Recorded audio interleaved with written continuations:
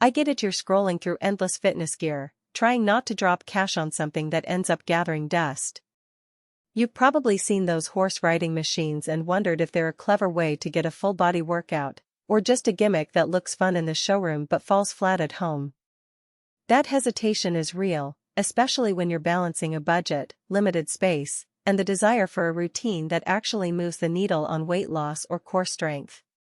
Link is in the description if you want to check the product details on Amazon. First off, the electric horse riding machine is marketed as a balance trainer that lets you mimic the motion of riding a horse while you stay on a compact platform. The idea is simple: the platform oscillates, you sit on a padded seat, and your body has to constantly adjust, engaging the core, hips, and lower back. In practice, that translates to a low-impact cardio session that also works on stability, something you can't get from a static treadmill or a stationary bike. So, who actually benefits from this kind of equipment?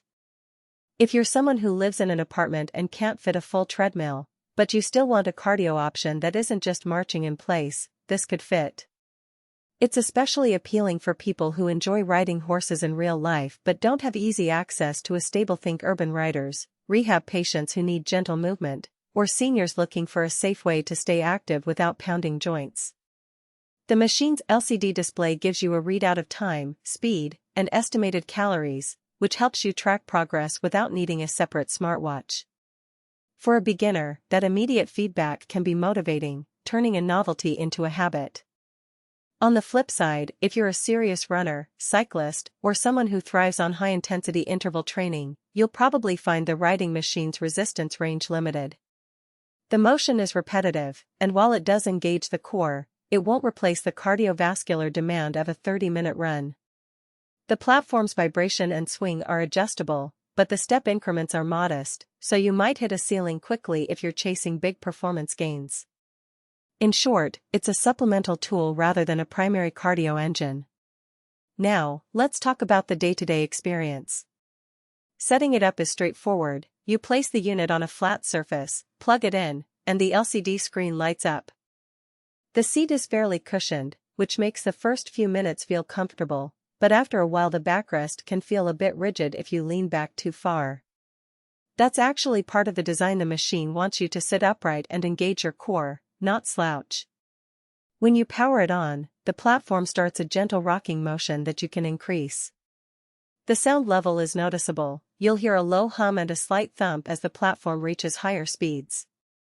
In a quiet apartment, it's audible but not deafening, and most users report that a simple rug underneath helps dampen the vibration. One practical strength is the way the motion forces micro-adjustments. I tried it during a typical 20-minute session while watching a TV show, and I could feel my abs tightening every time the platform swayed. That constant engagement makes it useful for people who spend long hours at a desk and need a quick way to activate their core before getting back to work. It also feels surprisingly effective for lower body toning. Your thighs and glutes work to stabilize, and you can add light hand weights to turn it into a full body routine. Because the motion is low impact, it's gentle on knees and hips, which is a big plus for anyone recovering from a joint issue. A hidden trade-off shows up when you think about long-term usage. The machine's moving parts are motor-driven, and while the unit feels sturdy at first, the oscillating mechanism can start to feel a bit looser after a few months of daily use. The manufacturer doesn't provide a detailed warranty beyond the standard period, so you're essentially betting on the motor's lifespan. If you're planning to use it multiple times a day, you might end up needing a service call or replacement sooner than you'd like. That's something to keep in mind when you weigh the upfront price against potential maintenance. Another practical point is the space it occupies. The footprint is comparable to a small treadmill, but you need a clear area around it for the swinging motion. If your living room is already crowded with furniture, you'll have to rearrange or dedicate a corner, which can feel like a sacrifice for a piece of equipment you might use only a few times a week. Conversely, if you have a spare room or a garage gym, the machine slots in nicely without requiring the ceiling height a real horse would need. In terms of value, the real selling point is the combination of cardio and balance work in a single, compact unit. For a price that sits in the mid-range of home fitness gear, you're getting a machine